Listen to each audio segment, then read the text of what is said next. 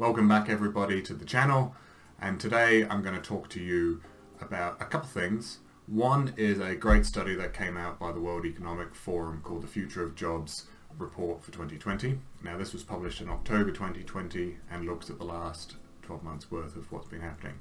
Now obviously this is important because of what's happened with COVID and that huge change that's happened to businesses across the globe. So this report covers numerous different items. It looks at different industries, it looks at what companies are actually going to be doing, what they think they're going to be doing, and what they will be looking for in terms of skill sets from people. So what I want to get out of this video for everybody today is two things. One is, what is this change that the World Economic Forum is seeing from their studies over the last few years, and specifically with COVID and what that means. But I want it to be targeted to people who are at university now looking to get out, say, the next 12 months or graduate within the next couple of months. People who are recent grads or 1 or 2 years out, and how they can use what their study is saying based on all these different companies to help them with interview techniques. So why should you listen to me in terms of interview techniques? To give you a bit of background, over the last 3.5 years I've been in consulting. I've been working for some of the biggest consulting companies in the world, specifically around tech, and specifically within tech, within data, within Microsoft products. So I've probably interviewed 100, 200 people in the last 3 years. I've hired dozens of people, I've even had to fire some people, but one of the things I did get involved in quite heavily was in the graduate programs within these businesses, and there's a few things that I always looked for which really resonate with what the World Economic Forum's report did, and I thought this might be useful for some people to see from my perspective when I went to hire people and what I looked for, and hopefully it comes through. So I'll put a link of the report for the World Economic Forum Future of Jobs report 2020 in the description. There's a whole bunch of links in that article for shorter synopsises, infographics, etc., and some tables which I think are really good to use. I'm just going to go through a few of the key points which I hope will resonate with why this is important to understand this for when you go for interviews. What is it companies that are being interviewed across the globe, what are they actively looking for? It should help understand what I look for as well when I go and interview people, especially new grads or recent grads. So one of the key things that came out, obviously pace of change of technology. They don't see any change in that happening. They see it continually growing at an exponential rate. But the key areas of the tech change are data, e-commerce, and cloud computing, which really should come at no surprise that most companies across the globe are trying to use cloud. They're obviously very focused on data and analytics, and e-commerce is becoming huge. The next one is automation. There's no surprise here. Companies have wanted to automate since the beginning of time. Wherever you can make something easier, make it quicker. This is what's, there's so many efficiencies you can gain. So what they found out was 43% of businesses surveyed indicate that they are set to reduce their workforce due to tech integration through automation. So what that means is that where jobs or tasks within jobs can be automated, where it is very much a copy and paste process where you do the same thing every time, technology is getting to a point where that's easier to implement. But on the flip side of that, there's 34% of the businesses plan to expand their workforce due to technology integration. So because new tech's being put in place, there's new opportunities to do new jobs. And it's finding that balance that automation isn't bad in the sense of where automation is getting rid of, say, very mundane automated processes that humans used to do, now computers can do. So the next one is displacement and jobs of tomorrow. So naturally this really resonates with the automation piece. So by 2025 there'll be declines in redundant roles and increases of 6% in emerging professions. And they estimate there'll be about 85 million jobs will be displaced because of this automation trend. The next one obviously is skills gaps, and I think this is really key, and again I'll get to this point when we do the 5 steps that I look for in an interview with either new grads or recent grads, is what are the skills that the World Economic Forum report found were the most desirable for employers.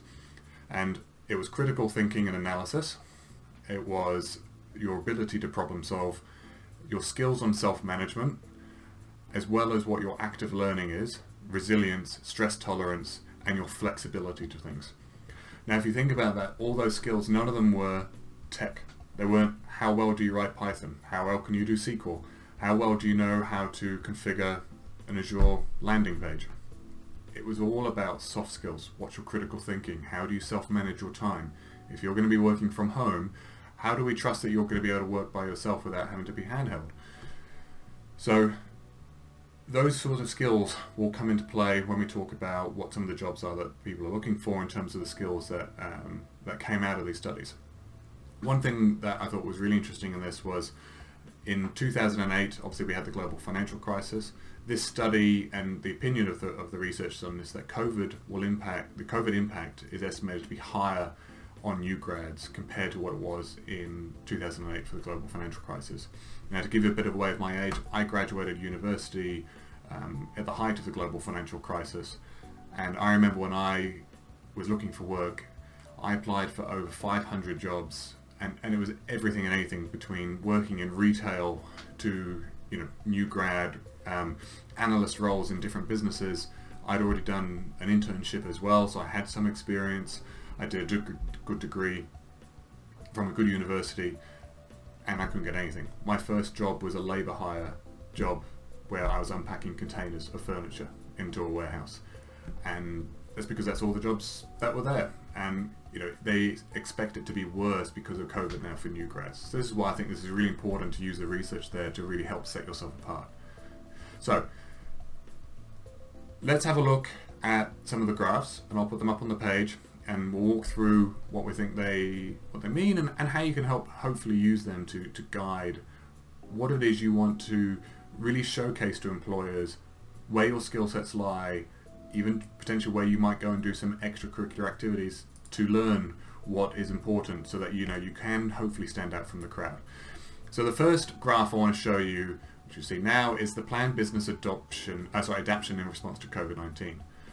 So if you look at the first two in terms of the percentage of employees that they surveyed and what their responses were, naturally, accelerate the digitalization process of work processes, so video conferencing and digital tools. And then obviously the one that's almost equally to that is provide more opportunities to work remotely. Naturally, if you're doing video conferencing and digitizing your tools, it plays into the fact that we can work from home a lot more. And this is what is continuing happening. And spend 5 minutes Googling and you'll find so many articles on businesses that are now working more predominantly from home, or they're encouraging workers to stay at home. So if you can show your ability on what that means on how you can work from home, and if we think back to one of the key skills gaps that they wanted was self-management and active learning, that really comes into play with that remote working. Can we trust you to work by yourself and self-managed when you're at home? Then if we look at a couple other ones, obviously accelerate automation of tasks and accelerate digitalization of upskilling and reskilling. So if we look there, the 4 key areas were very much along working from home, being able to do video calls, digitalization of tasks so you can work from home, acceleration of automation of tasks, and that ability to upskill. So that's what to me, the top 4 things were in that planned business adaptation in response to COVID-19. I personally have helped businesses and have seen my own businesses that I've worked at do these 4 things over the last 12 to 18 months. So it is absolutely guaranteed that wherever you are looking to go, or where you do end up going, those things are either going to be in place or be continually being put in place. So now if we look at the next one, what's the affected workers by sub-industry? Now I think this is really key here. So now if you look at this, the graph, the brown is where it's been displaced, so workers have been either removed or have had to have moved. But the key one to me is the retained area. So the dark blue and the brown are the key ones to look at. So retained means the workforce has been able to stay. So naturally, if you look at the top of the graph, you've got arts, entertainment, recreation, food, accommodation and food services and retail. All these areas have suffered massively because they require people to be on site, helping clients, helping customers, basically being human interactors. Where if you look at the ones at the below, on the bottom of the graph, the ones that have had the minimal amount of displaced employees, but retained the most employees, is naturally financial services and insurance, because most of that work can be done remotely.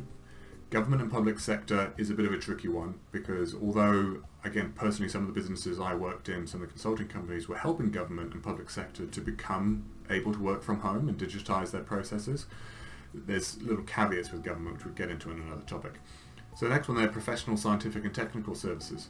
Naturally, so much of that work can be done from home. You're thinking about an accounting service. They don't need to be sitting there with you. They can do it from home. And same with information and media, and even some of the manufacturing. Some of the companies, again, that I've worked with are highly starting to digitize how they work, like building digital twins of their factories, hooking up IoT sensors and devices across all of their machines so they can be able to see what's going on with the machines remotely. Those key industries there really help to sort of showcase what are the industries that are actually maintaining their workforce during COVID. And obviously there's a whole bunch of other ones that are great, but those are sort of the key four ones I wanted to talk out to. So if we go to the next graph that I thought was interesting, was the technology is likely to be adopted by 2025. Now the key thing here is if you look at that on the legend at the bottom, the black line is what it was in 2018 when they did their last study. And then of course you've got the difference, whether it's a decrease or an increase. And then the blue is the percentage of companies surveyed where they said this. Now, naturally cloud computing is right up there at the top. But the key thing I think that's interesting here is that cloud computing has had a huge increase from 2018. So you can see in 2 years there's been almost an increase of about 17% in terms of what people in companies are saying this is now the priority. We need to get to cloud computing. Of course, big data analytics is still there, only a slight increase from last year. But then of course IoT, Internet of Things and connected devices is seeing more increase. Cybersecurity, naturally, over the last few years there's been Maersk and a few other companies that have been cyber attacked. Even the NHS had a cyber issue where they were attacked. Facebook had a whole bunch of data stolen not long ago. So naturally encryption and cybersecurity is becoming paramount. And obviously you have a look at a few of the other ones there, but a lot of them are very much around analytics, digitalization, e-commerce, are all the big pivotal ones. So again, when you're looking to interview with companies, it's not necessarily saying, oh, I've got years of experience in cloud computing. You're a new graduate or you're a recent graduate, you may not do. But to show your interest in this and acknowledge the fact of what it means for a business, it shows that you're all thinking about what is coming up in the next few years, not what happened in the prior 5 years. And that, again, is something that was key to me when I interviewed grads and recent grads was, are they looking to what is actually going to be happening in the next couple of years? And a key one I want to point out here is you look at the very bottom of the chart, quantum computing has gone down by 5% since last year. To me, that's no surprise because quantum computing, it's fantastic, but it's still years away. It's the equivalent, in my mind, if you look at computers back in the 70s and 80s compared to computers now, quantum computing is what computers were back in the 70s and 80s. They were there, they kind of worked, they were very expensive, there was all this hype, but they still had a long way to go before they become what we now know today. I think that's the same with quantum computing. I don't think the time span will be the same, but in terms of the mindset, it's the same. So if you're coming into an interview saying you've really researched loads of quantum computing, there are no customers buying it. But if you're talking about cloud computing and big data analytics and IoT and you show interest and some passion for it, that really resonates. The next graph I think that's really great to show as well is the top 20 jobs in terms of increasing and decreasing demand across industries. So if we look at the top 5 in increasing demand, naturally data analyst and data scientist, AI and machine learning, big data specialist, digital marketing, strategy and process automation. So if you think back to what the key things are that everyone's asking about, it's data analytics, machine learning, big data, cloud, strategy and process automation. And then on the opposite side is decreasing demand, being the top 5 there, data entry clerks. Data entry is a perfect opportunity for process automation. You know, administrative and executive secretaries, that one's a bit tricky. Some of it's automation, some of it I think is cost cutting. But then if you look at 3, accounting, bookkeeping and payroll clerks, again, it's things that can start to be automated. Same with accountants and assembly and factory workers. Things are becoming more and more automated. And then the final graph that I wanted to show was the relative importance of different skill groups. And again, most of these skill groups here are not focused around your technical abilities on how you know how to do things. It's very much about the soft skills. So again, if you look at the top one, in terms of the dark blue is increasing and then the brown is decreasing, and the light blue is stable. Critical thinking and analysis, problem solving, self-management and working with people are all hugely increasing by over 50%. That should really resonate with a lot of people, that you need to be able to critically think and analyze things, be able to problem solve and be able to manage yourself properly. And of course naturally then work with people. Where if you look at say core literacies, it's just stable. To me, I think it's really key to understand the fact that companies are looking over the next say 4 or 5 years. We want people who know how to critically think, how to problem solve and how to manage their own time and their own learning. And then if we look at the very last bit, so the top 15 skills to 2025, I've done a quick number on this. 20% of them are actually on technical capability, the rest are all soft skills. So analytical thinking and innovation, number 1. Active learning and learning strategies, number 2. And number 3, complex problem solving. They're all soft skills. So what is it that we need to be looking for, and how can you use the study that's there is really showcasing it's what's your critical thinking and analysis, what's your problem solving, and how do you self-manage your own time and learning.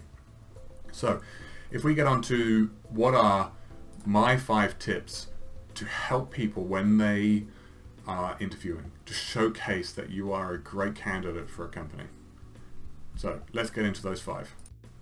Number 1, to me, is the ability to show that you know how to listen and critically think of solutions to problems. Now, how do you do that? To me, it's listening is so critical, and give examples of this. And what I say to everybody when I'm doing this, and I personally learnt this and I do it all the time when I'm with clients, is use the STAR method. STAR method stands for situation, task, action, and results. So, what was the situation? What was the task you then did? What actions did you then take? And what were the results, good or bad? And use that every time you answer a question. So, the ability to listen and critically think of solutions and problems. Talk about a time when you were listening to a client, or you were listening to a colleague, or something in the news, or whatever it might have been, and how you listened to what they said, you understood what the situation was and what the task needed to be. You then came up with a number of actions and solutions, so you critically thought about what you could do, and then you put that into practice, and the results you got were this, and what you personally learned. And that, to me, is always the key in the results, especially as a new grad. You may not have been able to deploy this at work, or you may have only done it in your own home. What was it you learned from that by doing it? I think that's really key. Right, so number 2, show active learning in broad areas of knowledge. You've done your degree, that's fantastic, and if you happen to do a few extra bits that may have been outside of your normal degree, talk about them. Why did you do them, and what did you learn? And especially today with the ability to go online and do courses, paid for or not, personally I don't feel it matters in some of these smaller courses. If you found interest in certain areas, talk about them. So, for instance, one of the things I found interesting, because I'd seen it happening a couple of times, was design thinking. And I'd sort of done aspects of it just naturally because I sort of resonated that way, but then I found a course for it, so I ended up doing the course and did it over 6 or 7 months of doing little bits of the course, and I used that in a few interviews for myself when I was looking for work. Was, I did this course, it's nothing to do with what my degree was or where my background is in data and analytics, but I felt it was useful and this is what I learned. That resonated so well with potential employers, because they could see that I wasn't just a one-trick pony. I wasn't just trying to do one thing really, really well. It's, I have my core focus, which is this is what I studied and this is what I've worked on, but I'm aware that there are other areas that are important, especially the soft skills. So show that. Show how you personally have taken on your own learning objectives and how you've got broad areas of knowledge. So, number 3, how do you self-manage your time and your priorities? This one's always tricky to sort of showcase, but if you think about what's happening at the moment with working from home, and a lot of businesses encouraging working from home, how can I trust you as a new grad or a recent grad that you know how to self-manage your time? Talk about how you did your studies. Show an example of, well, here's how I broke down my priorities of exams or priorities of reports that need to be written for class. Actually physically show that piece of paper and go, here's how I broke down my day. And say, when I go into work, I would most likely follow that same technique. I would look at what some of those priorities were. I'd understand where the business is trying to go from their strategy, and I'd break down my priorities of time for those tasks. The same way I did in university. And again, use that STAR method. In university, I had 5 different courses with all the priorities. I had 6 assignments to give in, plus study for the exams. I broke my time down into this. The actions I took were this, and the results I got were I passed my exams, I did excellent on these courses. I'm going to continue using that skill when I get into work. That to me, it just cements into the mind of the interviewer, okay, this person knows how to prioritize their time, I don't have to hold their hand. So tip number 4, show you're hungry. The amount of times I've been in an interview where you're talking to a grad, oh yes, so I really like to do these things, and maybe I can go and do that, and or I could do this. It puts me to sleep. Do you really want the job or not? And the flip side of that is, don't be way over the top enthusiastic, because then it's just too intense. It's just show some passion. Show that you're hungry to learn and that you want to be involved in what's going on. Some of that even comes across, again, if you think about the STAR method. Show you've done some research on the company that you're going to go work for. Talk about something that they've put out in the media that's exciting. If they've done an initiative with, say, the council, and you kind of go, well, that's fantastic. And it says, we've given our employees 8 hours a year to be able to go and help with the council, and we raised £10,000 worth of money. Talk about how exciting that is and that you'd love to get involved. That shows hunger, that shows interest, and it also shows that you've looked into what's going on with the business. Show some passion of what it is you're interested in. And also the other part of that with the hunger is demonstrate your desire to take what you know and apply it to work experience. So if, for instance, in university you're a member of a club, show how that can be transferred into the workplace. So if there is a council that your business is looking at and supports, say that's something you'd love to get experience in, because the opportunity to do pro bono work for clients is something that you're really passionate about, because you love giving back to the community. Again, it just shows that you've got some sort of gusto to go and do something. And although it sounds quite obvious, the amount of people that I interviewed who put me to sleep when I was interviewing them, because they were so quiet and so restrained, that you saw no passion. And if you don't show me passion in the interview, how am I going to know you're going to be passionate at work? So show a bit of passion. And finally, the last one, which hopefully resonates with what I just said, is just be humble with the fact that, and what I mean by that is showcase that you are only in your early 20s. And I'm just saying here for new grads who've gone straight from high school into university, not mature age students, just students who've come straight from high school. There's a few grads who I interviewed who this immediately ticked the box for me, that they were humble enough to be able to say, I've just graduated, I know I only have 6 months of work experience or no work experience apart from working in a pizza shop, but I'm really keen to learn. Having that little bit at the end of your interview to go, I've shown you what I can do, what I've done, how I can show my critical thinking. I've shown you in the STAR method, so it's concise the way I think. I've shown you that I'm hungry, but I'm also going to show you that I'm humble and that I don't think I know it all. I know that I'm only young. I know I've only just done a few months worth of work experience, but the whole idea of me joining your company is so that I can build on my career.